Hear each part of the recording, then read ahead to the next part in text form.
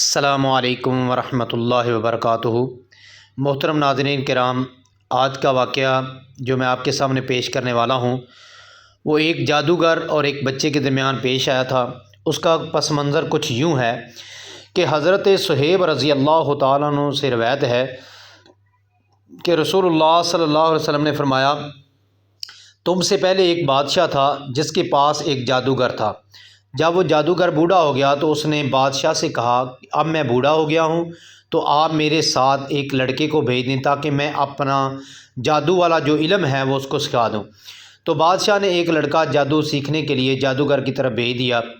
جب وہ لڑکا چلا تو اس کے راستے میں ایک راہب تھا، تو وہ لڑکا اس راہب کے پاس بیٹھا اور اس کی باتیں سننے لگا جو کہ اسے پسند آئیں۔ پھر جب بھی وہ جادوگر کے پاس آتا اور راہب کے پاس سے گزرتا تو اس کے پاس بیٹھتا، اور جب وہ لڑکا جادوگر کے پاس آتا تو وہ جادوگر اس کو مارتا۔ تو اس لڑکے نے اس کی شکایت راہب سے کی، تو راہب نے کہا کہ اگر تجھے جادوگر سے ڈر ہو تو کہہ دیا کر کہ مجھے میرے گھر والوں نے روک لیا تھا، اور جب تجھے گھر والوں سے ڈر ہو تو کہہ دیا کر کہ مجھے جادوگر نے روک لیا تھا۔ اسی دوران ایک بہت بڑے درندے نے لوگوں کا راستہ روک لیا۔ جب لڑکا اس طرف آیا تو اس نے کہا، میں آج جاننا چاہوں گا کہ جادوگر افضل ہے یا راہب افضل ہے۔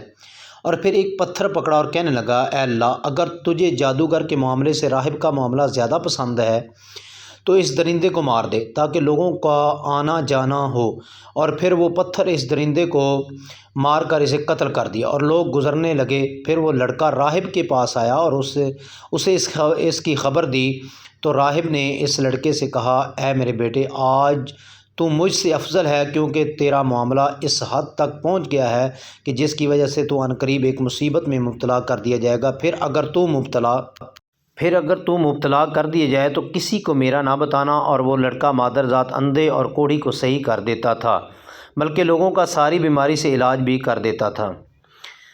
بادشاہ کا ایک ہم نشین اندھا ہو گیا۔ اس نے لڑکے کے بارے میں سنا تو وہ بہت سے تحفے تحائف لے کر اس کے پاس آیا اور اسے کہنے لگا کہ اگر تم مجھے شفا دے دو تو یہ سارے تحفے جو میں یہاں لے کر آیا ہوں وہ سارے کے سارے تمہارے لیے ہیں۔ اس لڑکے نے کہا کہ میں کسی کو شفا نہیں دے سکتا، شفا تو اللہ تعالیٰ کی ذات دیتا ہے۔ ہاں، ایک بات ہے، اگر تو ایمان لے آئے تو اللہ تعالیٰ سے میں دعا کروں گا، وہ تجھے شفا دے دے گا۔ پھر وہ اللہ پر ایمان لے آیا تو اللہ تعالیٰ نے اسے شفا عطا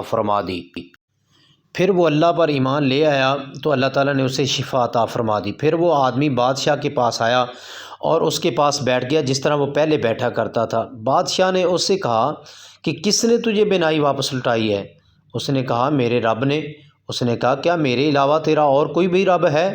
اس نے کہا، میرا اور تیرا رب اللہ ہے۔ پھر بادشاہ اس کو پکڑ کر اسے عذاب دینے لگا، تو اس نے بادشاہ کو لڑکے کے بارے میں کیا کہا۔ پھر جب وہ لڑکا آیا تو بادشاہ نے اس لڑکے سے کہا کہ اے بیٹے، کیا تیرا جادو اس حد تک پہنچ گیا ہے کہ اب تو مادرزاد اندھے اور کوڑھی کو بھی صحیح کرنے لگا ہے؟ کیا ایسے کرتا ہے؟ پھر یوں ہوا کہ لڑکے نے کہا کہ میں تو کسی کو شفا نہیں دیتا، بلکہ شفا تو اللہ تعالیٰ دیتا ہے۔ بادشاہ نے اسے پکڑ کر عذاب دیا، یہاں تک کہ اس نے راہب کے بارے میں بادشاہ کو بتا دیا۔ راہب کو بلایا گیا تو اس سے کہا گیا کہ تو اپنے مذہب سے پھر جا۔ راہب نے انکار کر دیا۔ پھر بادشاہ نے آرا منگوایا اور اس راہب کے سر پر رکھ کر اس کے سر کو چیر کر اس کے 2 ٹکڑے کر دیے۔ پھر بادشاہ کے ہم نشین کو لایا گیا اور اس سے بھی کہا گیا کہ تو اپنے مذہب سے پھر جا۔ اس نے بھی انکار کر دیا، تو بادشاہ نے اس کے سر پر بھی آرا رکھ کر سر کو چیر کے اس کے 2 ٹکڑے کر دیے۔ پھر اس لڑکے کو بلوایا گیا اور وہ آیا تو اس سے بھی یہی کہا گیا کہ اپنے مذہب سے پھر جا۔ اس نے بھی انکار کر دیا، تو بادشاہ نے اس لڑکے کو چنانچہ بادشاہ کے حکم پر اس کے ساتھی اس لڑکے کو پہاڑ کی چوٹی پر لے گئے۔ تو اس لڑکے نے کہا، اے اللہ، تو مجھے ان سے کافی ہے، جس طرح تو چاہے مجھے ان سے بچا لے۔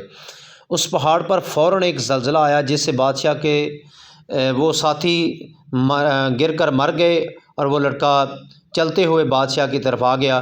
بادشاہ نے اس لڑکے سے پوچھا کہ تیرے ساتھیوں کا کیا ہوا؟ لڑکے نے کہا، اللہ پاک نے مجھے ان سے بچا لیا ہے۔ بادشاہ نے پھر اس لڑکے کو اپنے ساتھیوں کے حوالے کر دیا اور کہا کہ اسے ایک چھوٹی سی کشتی میں لے جا کر سمندر کے درمیان میں پھینک دیا جائے، اگر یہ اپنے مذہب سے نہ پھرے۔ بادشاہ کے ساتھی اس لڑکے کو لے گئے تو اس لڑکے نے کہا، اے اللہ تو جس طرح چاہے مجھے ان سے بچا لے۔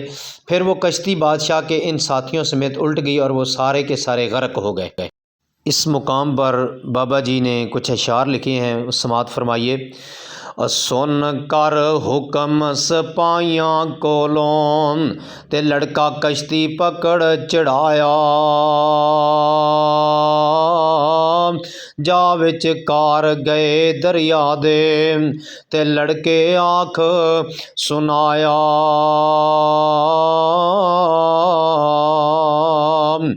امرے لاہوں وچ دریا دے تے کشتی پٹھی ہوئی،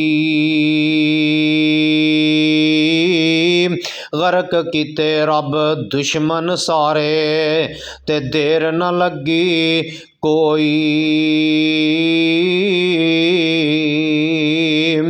اور بے نقصان سلامت لڑکا تے خیری باہر آیا،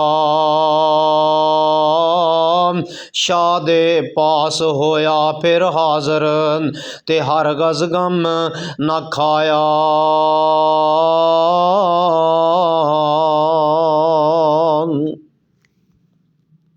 پھر یوں ہوا کہ وہ لڑکا چلتے ہوئے بادشاہ کی طرف آ گیا۔ بادشاہ نے اس لڑکے سے کہا، تیرے ساتھیوں کا کیا ہوا؟ اس نے کہا کہ اللہ تعالیٰ نے مجھے ان سے بچا لیا ہے۔ پھر اس لڑکے نے بادشاہ سے کہا کہ تو مجھے قتل نہیں کر سکتا جب تک کہ اس طرح نہ کرو جس طرح میں تجھے حکم دوں۔ بادشاہ نے کہا، وہ کیا؟ اس لڑکے نے کہا کہ سارے لوگوں کو ایک میدان میں اکٹھا کرو اور مجھے سولی کے تختے پر لٹکاؤ، پھر میرے ترکش سے ایک تیر کو پکڑو، پھر اس تیر کو کمان کے حلہ میں رکھو اور پھر کہو اس اللہ کے نام سے جو اس لڑکے کا رب ہے، پھر مجھے تیر مارو۔ اگر تم اس طرح کرو گے تو مجھے قتل کر سکتے ہو۔ پھر بادشاہ نے لوگوں کو ایک میدان میں اکٹھا کیا اور پھر اس لڑکے کو سولی کے تختے پر لٹکا دیا، پھر اس کے ترکش میں سے ایک تیر لیا، پھر اس تیر کو کمان کے حلہ میں رکھ کر کہا، بسم اللہ رب ھذا الغلام،